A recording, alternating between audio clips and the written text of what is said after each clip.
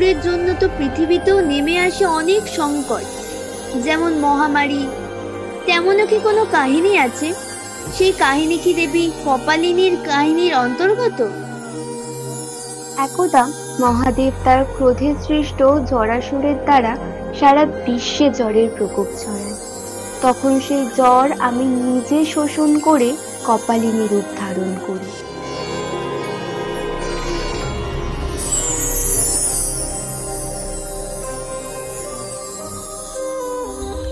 দেবী, আমি ক্ষমা প্রার্থী। আপনি এই ভয়ঙ্করী রূপ ত্যাগ করুন। মহাদেব, আমি আমার এরূপ ত্যাগ করব, তবে আমার এরূপ সবাই বুঝবে। যথা আজ্ঞা দেবী। তুমি তোমার মূল রূপে ফিরে এসো প্রিয়ে।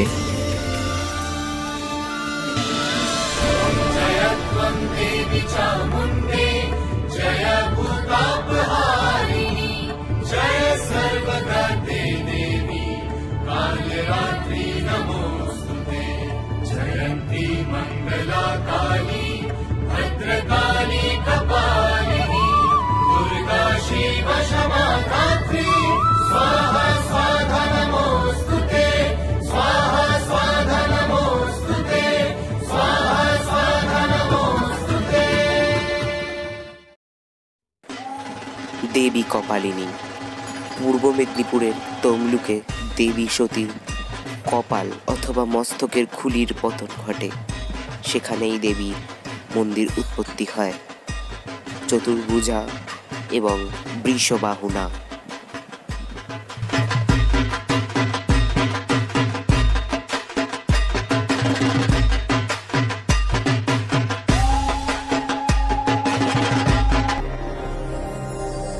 আচ্ছা দেবী, মঙ্গলচণ্ডিকার কাহিনী তো আমার জানা, তাকে আমি বিশ্লেষণ করতে পারি?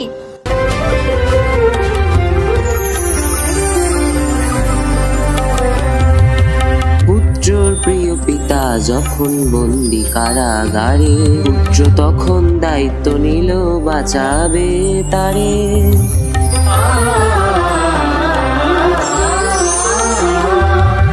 ইচ্ছা বলে পুত্র সব উপেক্ষা করিল।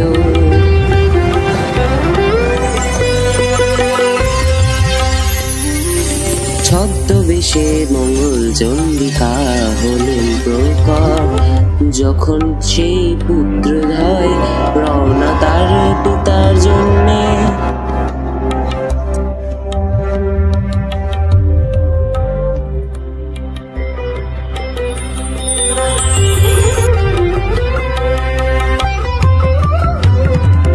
মঙ্গলচণ্ডী রূপ নিলেন বাঁচাতে তাদের। জয় দেবী মঙ্গলচণ্ডিকার জয়, জয় দেবী মঙ্গলচণ্ডিকার জয়।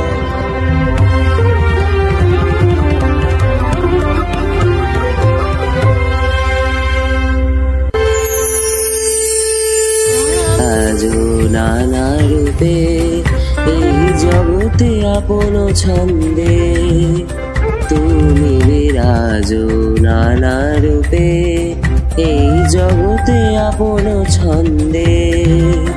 কখনো বা তুমি দেবী চণ্ডী, কখনো মঙ্গলময়ী দেবী তুমি।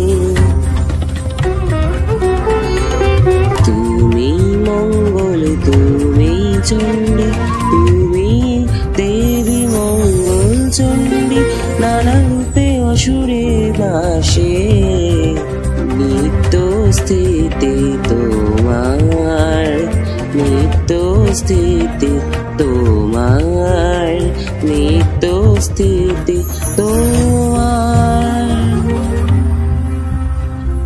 জয় মাতা মঙ্গলচণ্ডী, জয় মাতা মঙ্গলচণ্ডী, জয় মাতা মঙ্গলচণ্ডী জয়, জয় মাতা মঙ্গলচণ্ডী জয়।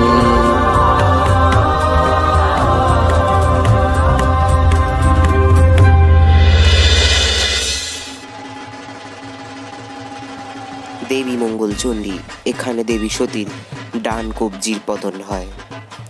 দেবী চতুর্ভুজা পদ্মাসনা, দুই হস্তে পদ্ম এবং দুই হস্তে দুই মুদ্রা ধারণ করেন ইনি। এনাকে দেবী কমলে কামিনী রূপেও আহ্বান করা হয়।